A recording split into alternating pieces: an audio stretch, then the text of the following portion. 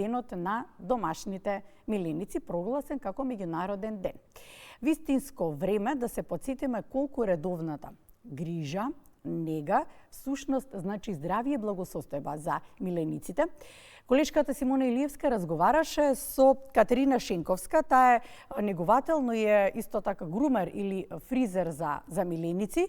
Долги години ја работи оваа работа, многу добро ги познава милениците, но и собствениците на миленици. Може би вистинско време во кое што ќе треба да се упати една порака до сите собственици, сегашни но идни на миленици, на што се треба да внимаваме. Го гледаме разговорот во продолжение.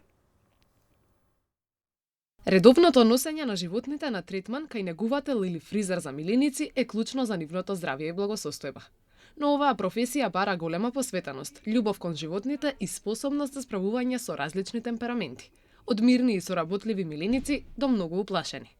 Катерина Сенковска има долгогодишно искуство како негувател и фризер на миленици. Ова за неа не е само работа, туку вистинска животна пасија и мисија да им помогне на милениците да се чувствуваат чисто, здраво и среќно. Урбаниот начин на живот наметнува внимание во начинот на чување на домашниот миленик.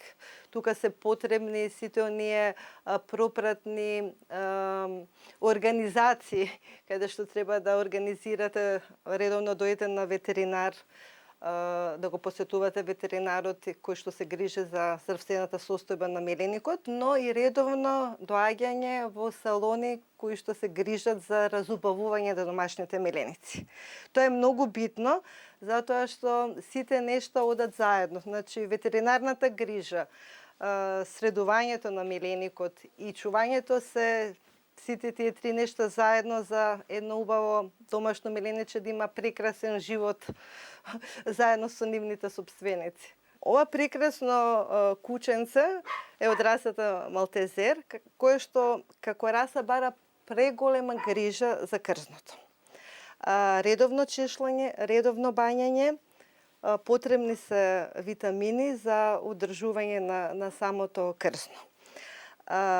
Кај нас, особено во Скопје, има голем број на малтезери, бишони, кои што како раса им треба редовно одржување на влакното. Тоа значи еднашка месечно, до месец и половина е потребно да го посетат својот дотерувач, кој што ќе му направи убава фризура, убаво ќе го исчешла и ќе има самото кученце прекрасно убаво негувано влакно. Исто така и големите раси имаат потреба од груминг. Голден ретриверите, лабрадорите, тоа се кучиња кои што бидејќи се повеќе живеат во станови, им е потребна максимална нега за да собственикот ужива во самиот миленик, да не се расправа со влакна по домот. Нејзиниот професионален пристап и способноста да се справи со различни карактери кај животните и го олеснува процесот на средување на миленикот. Мојата професија е не секојдневна професија. Најнапред морате да имате премногу трпение, да ги познавате расите на кучиња и на мачки, воедно и нивниот карактер.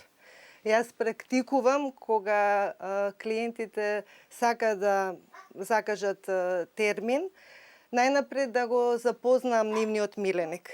Значи да видам како реагира со мене, дали е акциозен, дали се вознемирува, дали е френдли, значи баш пријателски настроен, за да можам да одвојам онолку време колку што е потребно за да се дотера во благопријатна состојба. Има миленичиња кои што соработуваат. Има и кучиња кои што се акциозни. Тоа е прилично специфично и сериозно однесување на миленикот, каде што јас како личност која што треба да работи со него, обрнувам максимално внимание. Редовните третмани не се само прашање на убавина, туку и на здравје. Животното не може само да побара помош, затоа собствениците се одговорни да го чуваат среќно, здраво и негувано, вели Катерина.